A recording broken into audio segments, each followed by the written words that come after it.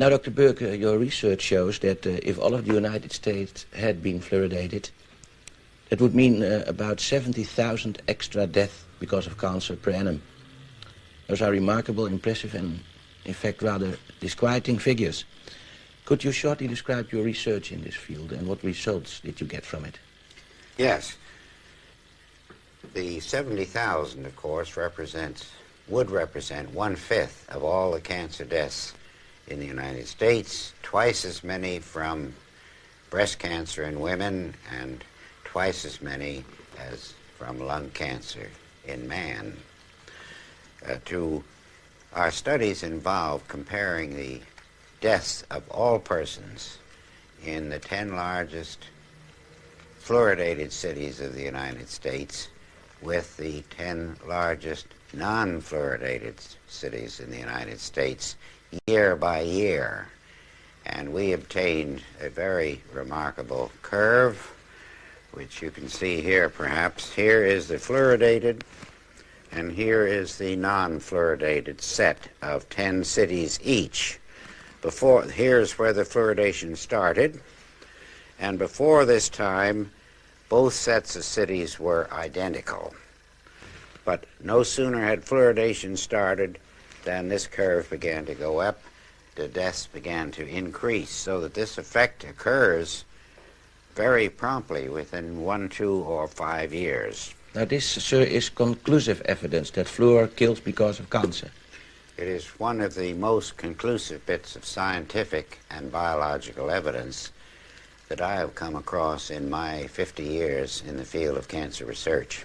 Would this then, in your opinion, be the end of fluor in water, in drinking water? It should be the end, and in the United States, it should so be the end by federal law known as the Delaney Amendment, which says that anything found to induce cancer in man or animals cannot be legally put into the food or drink of man or animals.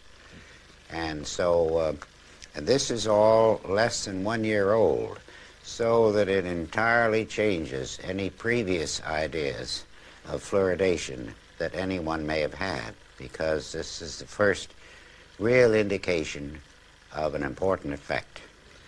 Now, in this country, of course, the state of the dental state of the Union, the way people's teeth look, is incredible indeed. Would you say that stopping fluor had other effects than increasing the dental problems in this country? Well, I would rather look at it that it would certainly help the cancer death situation in this country, which I'm sure most people would agree is far more important than a temporary benefit to teeth in adolescent children. Now this, you see, amounts to public murder on a grand scale. It is a public crime, it would be, to put fluoride in the drinking water of people. Now, the children of this cameraman and mine, sir, take fluor. Should we stop this immediately? Well, in my opinion, if they were my children, they would not take it anymore. I can only recommend for myself, but I would suggest to you that they stop it. It says, warnings. Keep out of the reach of children under 6 years of age. Don't you want to teach your kids to brush their teeth? Keep out of you can't give them toothpaste. But you're told that they need the fluoride so that they get healthy teeth and no cavities, aren't you? Well, listen to this. If more than is used for brushing is accidentally swallowed, mind you, kids don't have the capability yet of spitting out this toothpaste.